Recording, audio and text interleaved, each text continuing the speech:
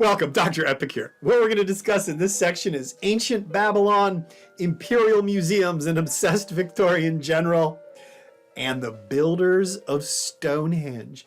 We are going to talk about the history of archaeology itself, the past of the study of the past. We're going to follow that outline right up above my little yellow box, and we're going to employ the following framing device. We're going to look at the past of archaeology as a three-act play, beginning there on the left with Act 1, which is the movement from antiquarianism to a scientific archaeology. Act 2, the rise and fall of the new archaeology in the 50s, 60s, 70s, and 80s. And we're finally going to conclude with where we are at archaeology today, Act 3, archaeology as a high-tech 21st century scientific methodology. And that's what we're going to follow, and that's what we're going to do. And we're going to start all the way in Act 1, and we're going to start in ancient Babylon, 6th century BC, 2,600 years ago. Archaeology begins in Babylon herself. Up there in the corner is what we're talking about, the Neo-Babylonian Empire, and the king of Babylon, the last king of an independent Babylon, a guy named Nabonidus. Nabonidus, there's a contemporary portrait of him there on the lower left. Nabonidus has a daughter, and her name is En-Negali-Nana. But more important than his daughter is that Nabonidus has a really big problem, and that problem is called the Persian Empire. And the Persian Empire, that you can see on the left, was large, it was powerful, and it was looking to expand. And there was very little chance of the Neo-Babylonians being able to withstand being swallowed up by the Persian Empire. So Nabonidus decided, well, one of the ways we can kind of attempt to defend ourselves against the Persians is to, we're going to have an army and we're going to have all that stuff. But one of the things we're also going to do is attract the favor of the gods. So what we're going to do is we're going to go all around the Middle East. I mean, even though it was the 6th century BC, the Middle East was already thousands and thousands and thousands of years old with, abandoned cities and dead empires and shattered kingdoms lying all over the place. So what Nabonidus thought they would do is they would go around all of these ruined cities and all of these ancient sites and gather together cool stuff. What they were looking for specifically is magic items, holy totems, sacred relics, and gather them together in the city of Babylon. And that way, when they're gathering together and honoring all of these ancient holy relics and magic objects, the idea was that the gods would then smile on the city of Babylon and would protect the city of Babylon because it was filled with all of this cool stuff. So right there on the upper left, that's a drawing of Nabonidus. And the person that Nabonidus puts in charge of this project is his daughter, the princess En-Negali-Nana. And that's supposed to be her up on the left as well. So Nabonidus goes back to running the empire. And En-Negali-Nana then proceeds to go all across the Neo-Babylonian Empire, digging up cities, exploring old tombs, gathering together all of these ancient precious objects, and gathering together in a temple shrine, the ruins of which can be seen right up above my yellow box. And that is, to some extent, the first museum, filled with all of these holy objects, filled with all of these sacred relics. And inside this sacristy, inside this reliquary, is where these holy sacred objects were that were going to give the gods favor to the city of Babylon and that's why the gods would defend Babylon, against the rapacious Persians.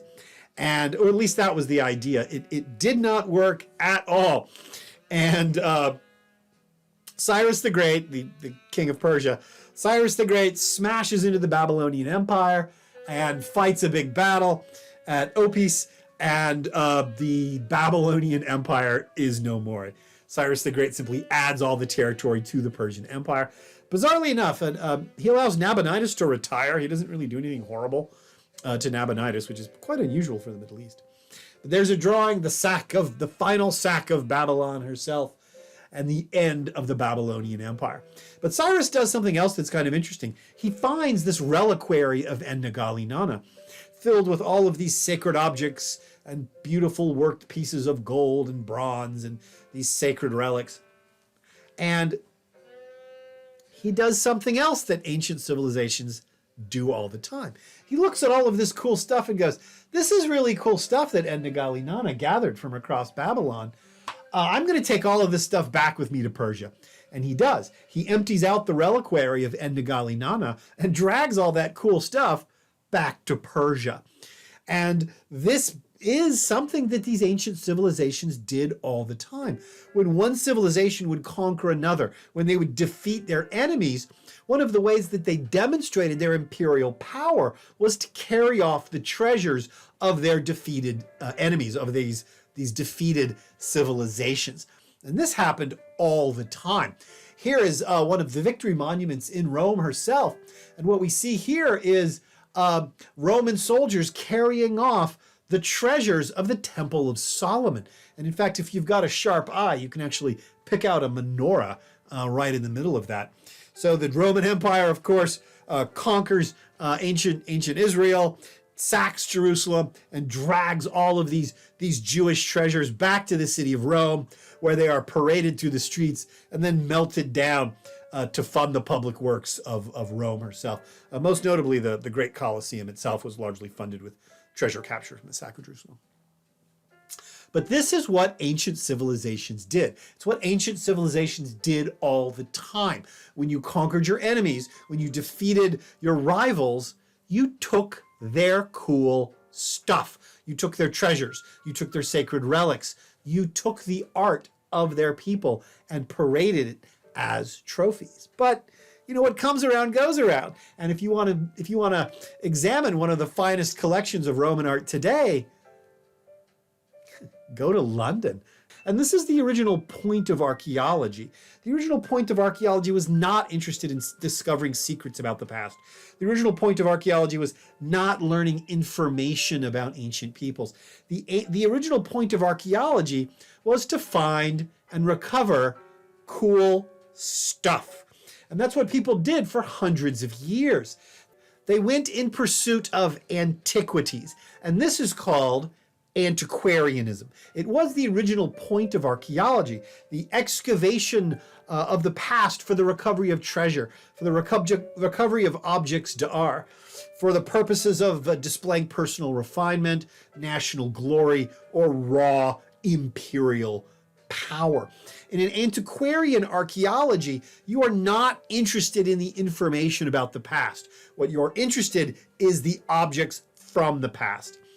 In an antiquarian approach, it is the objects are more important than the information. And you see this all the time. That's why if you want to go look at the Elgin marbles right up above me, the Elgin marbles now located in the British Museum, where they've been ever since they were cut literally. They used a saw when they were carved from the walls of the Parthenon in Athens, dragged back to London.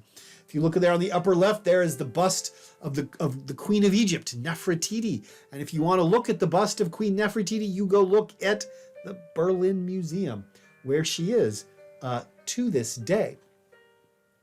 The objects of antiquity are scattered around the globe, and these directly reflect the old European empires.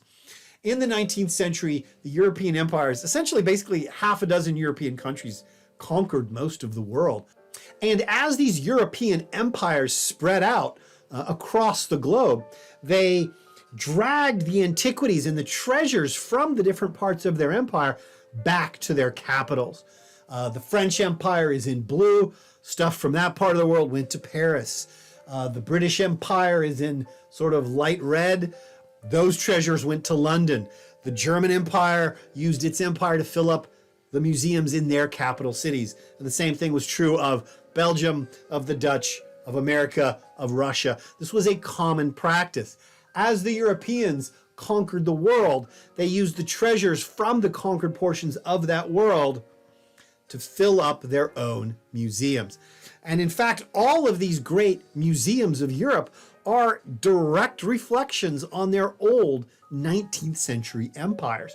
And it is no coincidence that as the British were building their great empire, they were also building the British Museum as a place to house these objects, these trophies of their imperial conquests. And right up above me, there's an illustration of the construction of the British Museum. And as the people in London were building the British Museum, the British explorers and the British soldiers were filling out the last of the British Empire. And in fact, I've got this photograph right there to my left. That is a photograph of one of the Egyptian rooms from the British Museum in 1875. And let's actually do a closer look at this photograph. All of you guys have been to museums. You know what museums look like. And I want you to compare your own experience to like being in a museum and compare it to that picture of the British Museum, 1875. It's just one room of the British Museum.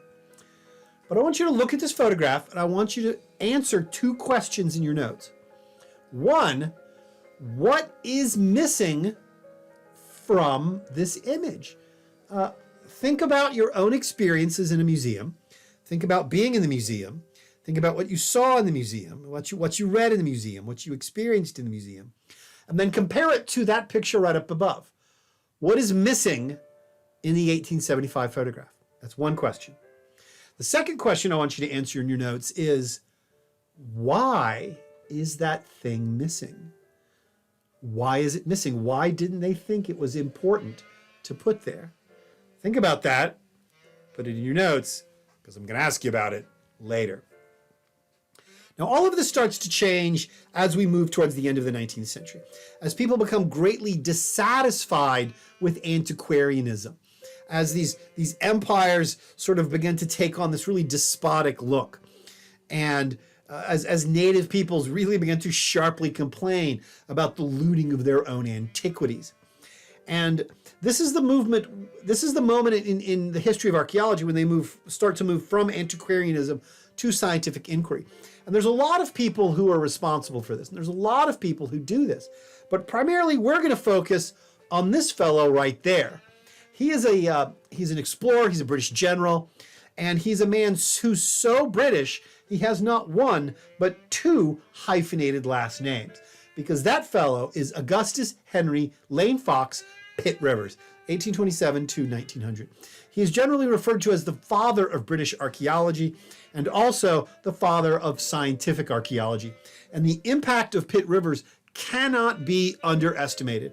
It is Pitt Rivers who largely creates the excavation methodology that is still used today. So let's talk about Pitt Rivers for a second. Who was Augustus Henry Lane Fox Pitt Rivers? He was from a minor branch of this very large and powerful noble family called the Pitts and the Baron Rivers. And the senior branch of this family experienced a series of tragedies and people got sick, and the older, wealthier part of the family started to die out. That wasn't the part of the family that Pitt Rivers was from. In fact, originally at the time, he was born Augustus Henry Lane Fox. And his branch of this noble family didn't have a lot of money. So he did what sort of minor British noblemen do, which is he joined the army. And he spends his career as mostly as a weapons trainer, mostly training soldiers how to use like whatever latest generation of rifle was being used at the time. And firearms technology was advancing very quickly in the 19th century. But unlike a lot of British generals, Lane Fox is actually really quite good at his job, even though his health was never really great.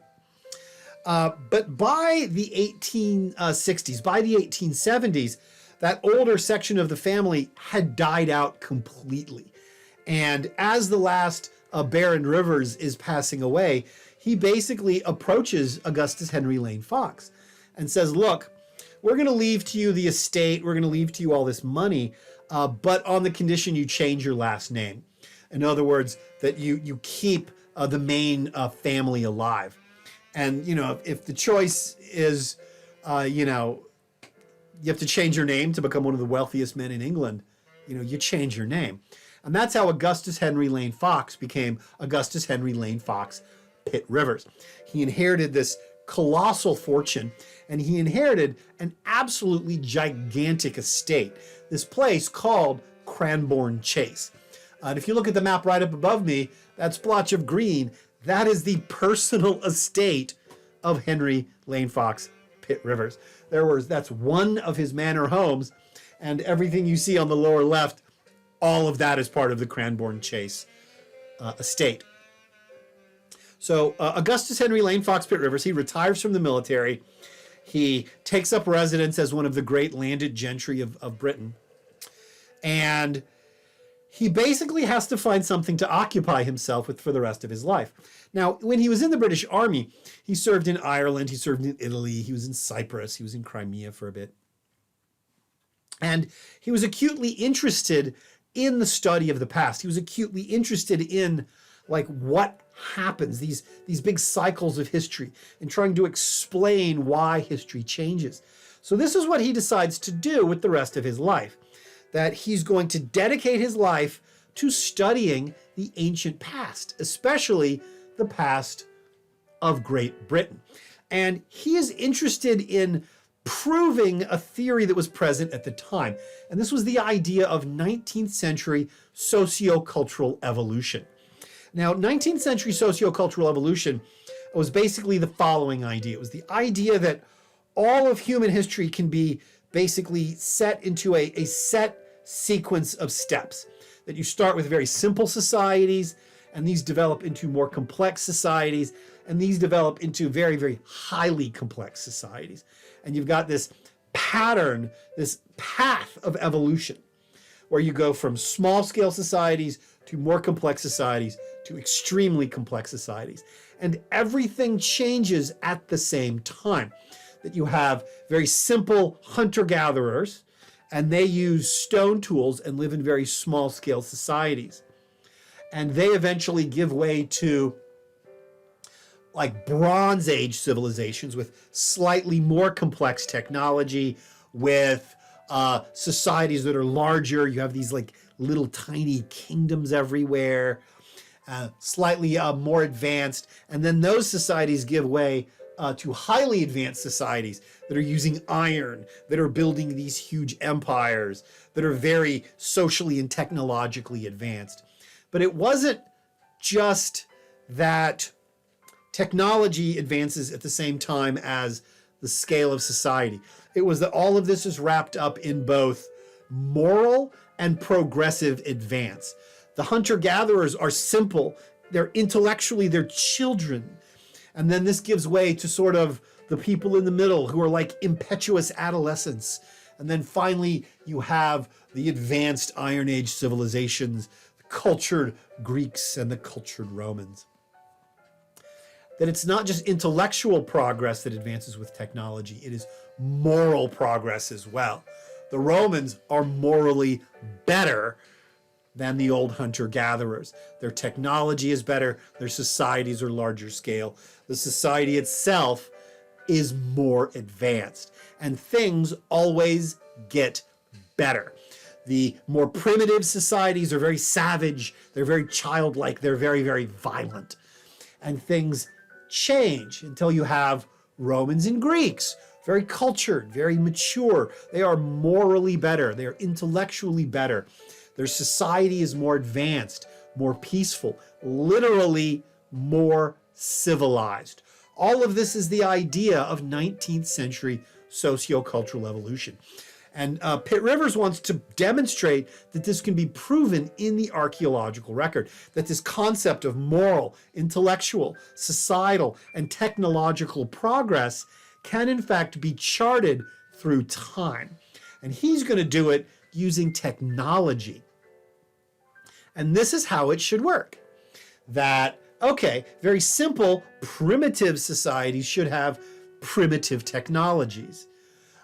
As the technology advances, you get to, small little kingdoms with like maybe a castle or two, and you should find bronze tools and bronze artifacts there. And then you finally get to like the Romans and the Greeks, the Iron Age empires and civilizations, and that's where you should find iron tools. And all of the elements of society should progress together. Intellectual, moral, societal, and technological. That you should find small little hunter-gatherers there, but by the time you get to the Romans, iron tools, cities, philosophy, and literature. And as bizarre as this is, Pitt Rivers is trying to prove a hypothesis. He has this idea He's going to look for evidence that supports 19th century cultural evolution. He inherited one of the great fortunes of the British Empire, so he has no real desire to get rich. He was already a successful general, so he has no desire to get famous. He is, in fact, interested in the information itself. He wants to prove a hypothesis. But the problem is that the excavation methods that were used were completely inadequate. They are not designed to record and recover information. This is what archaeologists generally did in the 1870s, in the 1860s, in the 1800s. You grab a bunch of guys, you say, okay guys, we're looking for cool stuff. You point them at a group of burial mounds and you say, okay guys, go over there and go dig a bunch of stuff. And I'm going to be over here drinking tea and eating cucumber sandwiches and being very English. When you guys find something cool, let me know, okay? And indeed, sometimes the archaeologists wouldn't even be there. They would just hire a bunch of guys, say, you know what, dig up this burial mound. Everything you find cool, put on this table, and I'll be back by Thursday, or maybe a week from Thursday. That's how archaeologists generally dug stuff before Pitt Rivers. That is not what Pitt Rivers is interested in. When Pitt Rivers starts talking about 19th century sociocultural evolution, he starts talking to archaeologists, and they're like, yeah, but it's going to be really hard to prove because we don't dig like that. And Pitt Rivers goes, well, why not? And they're like, well, we just don't. And Pitt Rivers is like, this is no, I don't want, this is not how we're going to dig it. We are going to excavate sites that he owns. I mean, Cranbourne Chase contained Roman forts and, Iron Age barrows and, a couple henges and a castle or two. He already owns all this stuff. He's like, we're going to dig on Cranbourne Chase. And we're going to dig to recover information because I want to prove 19th century sociocultural evolution. But I'm not going to hire a bunch of guys and just tell them to dig and then I'll come back in a week. Basically what he does is he starts hiring and inviting in his old army buddies. Specifically, what he's interested in is military engineering. He invites his old military engineer friends and says, okay, we are going to excavate this barrow I own. We are going to excavate this Romano-British fort. We're going to excavate this Roman camp. We're going to excavate this henge complex. We're going to excavate this like we are recording military fortifications. And ultimately, the basis of modern archaeological excavation techniques is ultimately anally retentive Victorian military engineers. That's why we dig square holes. So Pitt Rivers develops an entirely new approach to the archaeological record. It is an approach that is going to extract a maximum amount of information from the material. Indeed, he basically says all of these archaeologists that are supposedly experts, all of these guys are destructive, incompetent amateurs. I'm not going to have anything to do with me. I'm not going to have anything to do with them. I'm going to take my top hat and I'm going to personally supervise the excavations on Cranbourne Chase. And this is exactly what he does. And he produces maps that look like that, okay? Intricately surveyed earth mounds, intricately surveyed barrows. He comes up with a set of rules that people still follow to this day. And those are his rules right there. There's 8 of them, and we're going to walk through them together. Number 1, no excavation should ever be permitted unless directly supervised by a trustworthy and responsible person. No more of this telling a bunch of guys to dig and then come back in a week to see what cool stuff they found. And in fact, in a lot of the photographs that were taken of Pitt Rivers excavations, you can generally see him standing in one corner watching his guys work. 2, slow and meticulous precision in the field should not be regarded as a fault. Slow, steady, meticulous. Archaeological excavation is, after all, an inherently destructive investigatory technique. 3, dating is best determined by the study of the low-value rubbish remains from a site. Again, Pitt Rivers hits this right on the nose. It is often the rubbish that contains the most information. It is the rubbish that should attract the majority of scholarly attention. 4, all sites should be professionally mapped. There's one of those maps, those Victorian archaeology maps right there. And if it looks like a Hobbit hill, if it looks like one of these old Lord of the Rings maps, it's because Tolkien based his maps of the Shire off of these Victorian archaeology maps.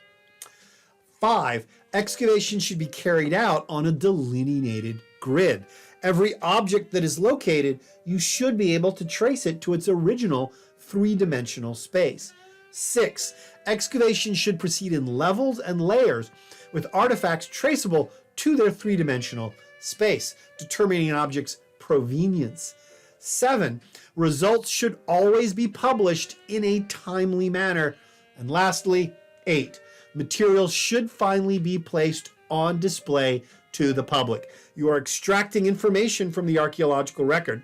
You are publishing this information, and then you are showing people in a museum what this information came from in order to make your case. You are attempting to prove a point. In Pitt Rivers' case, it was sociocultural evolution. You should be able to demonstrate to a lay public where your information comes from to make sure that your conclusions are in fact solid. And if you take Pitt Rivers' excavation techniques and you put them all together, you essentially get archaeology as engineering in reverse. Now, in engineering, you start with a blueprint, and the blueprint tells you where everything is supposed to go and where every little item is supposed to be placed. And then you slowly put the thing together. You put together all of the objects just like the blueprint told you, and in the end, you have a completed structure. That is the physical manifestation of your original blueprint. In this case, the bridge of the Firth of Forth. But archaeology works in the opposite direction. In archaeology, and these are images of Pitt Rivers' excavations, in archaeology, you start with an ancient structure or an ancient feature. In this case, a place called War Barrow. And basically, you send your guys in and you supervise, and what they do is what they do right up above me. They basically take this thing apart piece by piece and then record exactly where they found each little piece. And then you record that information, and at the end, you end up with the structure being converted into pure information. In engineering, you start with a blueprint and end with a structure. In archaeology, you start with a structure and you end up with a blueprint. This is how archaeological excavation is engineering in reverse. You've taken a feature in the archaeological record. You've taken this site and turned it into pure information. And then you publish that information. And Pitt Rivers did exactly that. I mean, it's easy to publish when you're like rich and you can just pay for it yourself. That's a luxury that few of us have. But yeah, you can find these books all about Pitt Rivers' excavations all across Cranbourne Chase, from megalithic stone circles to Roman camps to Celtic hill forts to medieval castles.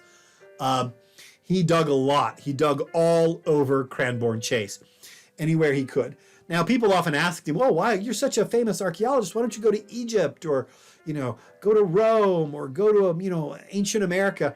And this is actually one of the things that Pitt Rivers said. He is like largely uninterested in countries outside of Britain. He's like, "No, I'm British, therefore I'm interested in the British archaeological record." And that's what he published on. And it used to actually be really, really hard to get copies of this stuff. But about 10 years ago, Google went and scanned in all of the records of Baron Pitt Rivers. So you can actually just go on Google Books and find virtually all of this stuff is now free. Even though when he originally published it, he only did it in like runs of like 200. But yeah, they're all present. And again, what he's trying to prove is 19th century sociocultural evolution. And then what he wanted to do is all of this stuff he dug up at Cranbourne Chase, he wanted to give it to the British Museum. The British Museum said, "Okay, great, we'll take it. But we're just going to sort of merge it in with our own collections." And Pitt Rivers is like, no. If I'm going to give you all of this stuff I've dug up from Cranbourne Chase, you're going to put it in a museum that's going to showcase my ideas about 19th century sociocultural evolution. And the British Museum was like, "No, we're not going to do that." And Pitt Rivers says, look, I'm like one of the wealthiest men in the British Empire. You're either going to do what I say, or I'm just going to build my own museum. And the British Museum said, well, you're not going to build your own museum. So here's the museum that Pitt Rivers built. It's called the Pitt Rivers Museum. It's in Oxford. And he designed the museum. He built the museum. And when he gave all of the collections to Oxford, one of the things he said was that nothing can substantially be changed in the museum ever. And so the result is you can actually go to Oxford and visit basically one of the maddest museums you'll ever see, because Pitt Rivers wanted to prove sociocultural evolution was correct, and that the same principles that guided biological evolution guide cultural evolution. So the result is he's got like Roman swords and artifacts and spears and dinosaurs and lemurs and totem poles. And it's this crazy like mishmash of all this other stuff. But there's information cards everywhere explaining how it all fits in to this vision of sociocultural evolution. And the museum has not substantially changed in 130 years. It still pretty much looks exactly the way that Pitt Rivers wanted it to look. But again, if you're super rich and you can build your own museum, then I guess you got the power to do that. But for all of his faults, for all of this kind of, and we're actually going to tackle 19th century sociocultural evolution in like a second. But basically, even though he probably wouldn't frame it as such, Pitt Rivers is conducting scientific inquiry. He is being this sort of mad, obsessed Victorian general. He has this idea, 19th century sociocultural evolution. That is his hypothesis. He attempts to go out and confirm this hypothesis using information excavated from the archaeological record. He is conducting scientific investigation. And in fact, he's such a tremendously good scientist that even though he never admits it in his own lifetime, he basically ended up proving himself wrong. One of the people that Pitt Rivers, one of the civilizations that Pitt Rivers was especially interested in, was a civilization of people called the megalithic civilization, the stone builders, the people who built Stonehenge. And they didn't just build Stonehenge, they built these henge complexes all over Western Europe. You know, these circles of standing stones and dolmens and menhirs and all of these crazy stones on the landscape. And Pitt Rivers was acutely interested in the type of people who built these things and why they built these things. And the henges, these stone circles, were largely constructed basically at the end of the Stone Age and at the very beginning of the Bronze Age. And they were built with people that were basically associated with these ceramic jars right up above me, these huge drinking cups, which were called beakers. Hence the people are called the beaker people or the beaker culture. And they largely contributed to the construction of these monuments, including Stonehenge. But this is the part that drove Pitt Rivers absolutely mad. That you have this megalithic culture. It is a late Stone Age culture. They're farmers, and all they have is simple stone technology. And yet they advance from the late Stone Age into the early Bronze Age, but their culture does not substantially change, even though they go through this huge technological improvement. I mean, bronze tools are, qualitatively far better than stone tools. But according to 19th century sociocultural evolution, everything should change together. As the society goes from Stone Age to the early Bronze Age, everything should change, but nothing really did. In fact, megalithic civilization, beaker culture itself doesn't substantially change for centuries, even though they acquire technologically more advanced tools. Drove Pitt Rivers absolutely crazy, and he couldn't really think about it. He says they must change, but in ways we can't know. And the answer is no, the theory itself is inherently flawed. That's not the way human civilizations work. Does sociocultural evolution actually work? These are artistic images of the ancient Aztec capital of Tenochtitlan. It was a huge city capable of vast engineering feats. This is largely built in the 15th and 16th century. It was an island that was turned into a city, that was home to these huge causeways, that was home to these incredibly complicated floating gardens. They had literally these floating gardens. They had these massive pyramids that were raised to the sky. Very advanced, sophisticated engineering that the Aztecs used in the city of Tenochtitlan. The thing about Tenochtitlan, the thing about the Aztecs, almost entirely a Stone Age civilization. Yes, they had gold. Yes, they had these little copper axes. But for the most part, almost all of the technology they used, simple stone tools. Chert, obsidian, sharp rocks, carved wood. All of these huge engineering feats were accomplished using not very technologically advanced tools. It's a pretty advanced engineering, but not advanced technology. So here's the question. Why am I showing pictures? Why am I showing images of Tenochtitlan, the capital city of the Aztecs? This huge, powerful empire. They had philosophers, they had theologians, they had priests, they had engineering, they had a huge city, they had a huge empire, all based on very, what is in the scale of things, not very advanced technology. Why am I showing images of Tenochtitlan? Cogitate on that. Think of an answer and put it in your notes. Now, when I said things change in Europe with the introduction of bronze technologies, that's not entirely true. Things do eventually change. When you have the movement from the late Stone Age into the early Bronze Age, the megalithic civilization continues for some time. And then things start to change when you reach to the middle and the late Bronze Age. Then things change tremendously. And in fact, these rather large polities, these large political units from the early Bronze Age change. They collapse. And even though the technology doesn't really change a lot when you go from the early Bronze to the late Bronze, everything else changes as well, even though the technology stays the same. And things get much, much, much worse. The late Bronze Age is a savage time to be alive in Europe. Absolutely savage. You have cities being burned. You have kingdoms being smashed. You have the appearance of tools that are good for nothing else other than killing your fellow humans. Swords, lances, war hammers.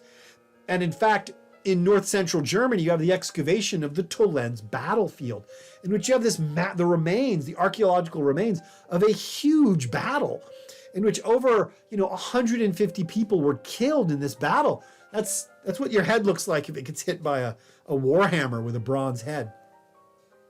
I wouldn't advise it. But even though the technology didn't change, everything else did. And things went from being large scale and peaceful to being small scale and incredibly violent.